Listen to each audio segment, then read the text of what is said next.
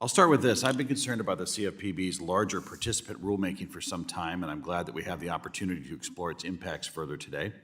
First, let's begin with a refresher on what the larger participant rule refers to. The CFPB has four broad categories of supervisory jurisdiction pursuant to Dodd-Frank. Number one, financial institutions with over $10 billion in assets. Number two, mortgage companies, payday lenders, and student lenders. Number three, companies deemed quote-unquote larger participants in a consumer financial market. And number four, companies designated by CFPB as a potential risk to consumers. If unchecked, that third category, the larger participant category, is sufficiently broad as to potentially expand the CFPB's jurisdiction dramatically over time. I fear that we are seeing that with this rule today. One example of how this rule expands the CFPB's reach hasn't gotten much discussion to this point as it relates to merchants. The CFPB is explicitly barred from supervising merchants pursuant to Dodd-Frank when they are selling non-financial goods. This is a common sense guardrail. The CFPB is a financial regulator. They don't have supervisory authority over non-financial merchants in the country, and they shouldn't. However, I feel this proposed rule takes that boundary and pushes it away.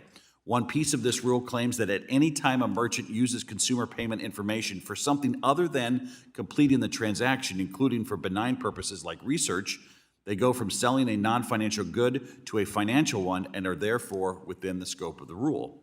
Let's step back and think about that for just a moment.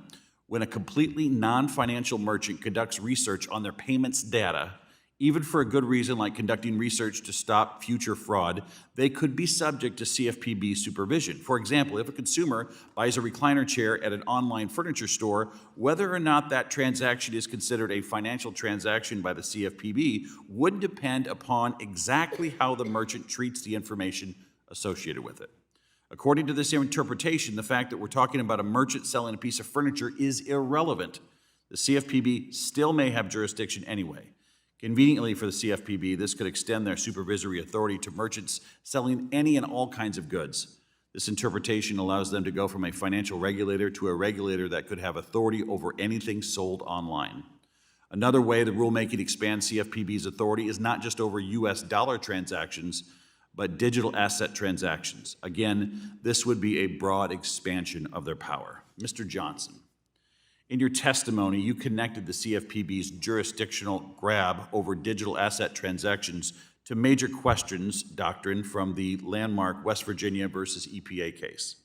Do you believe the CFPB has clear congressional authorization for its claimed authority over digital assets? And please explain why or why not. I don't believe it has that authority because Congress didn't give it that authority and didn't give it that authority expressly in Title X of the Dodd-Frank Act.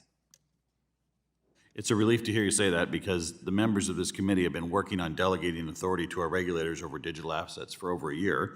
It would be rather discouraging if the CFPB could simply claim authority over the space with a stroke of a pen and very little legal basis.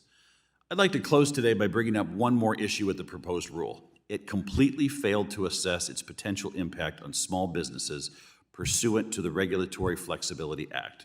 The rule certifies that it will not have a significant impact on small entities, but does so with no serious analysis. This is despite the fact that small businesses and sole proprietors are some of the most common users of third-party payment technology that could be clearly covered under the rule.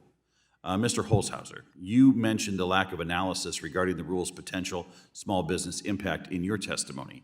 Would you provide some additional thoughts on this topic?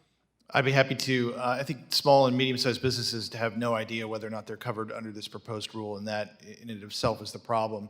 We're hearing an estimate of 17 covered firms, but I think the estimate could be well in the hundreds. But if you're a small business and you're making a decision between spending money on compliance costs to deal with this new proposed regime versus innovating new products and then selling them, which is the lifeblood of creating a new business, you're going to see a real headwind in your ability to maintain and grow. And I think if you limit and define the scope of this proposed rule in a more targeted basis, you will certainly give more certainty to businesses who are really confused about whether or not they'd be caught into this and what that means for their ability and need for raising money to grow. Thank you very much for your testimony.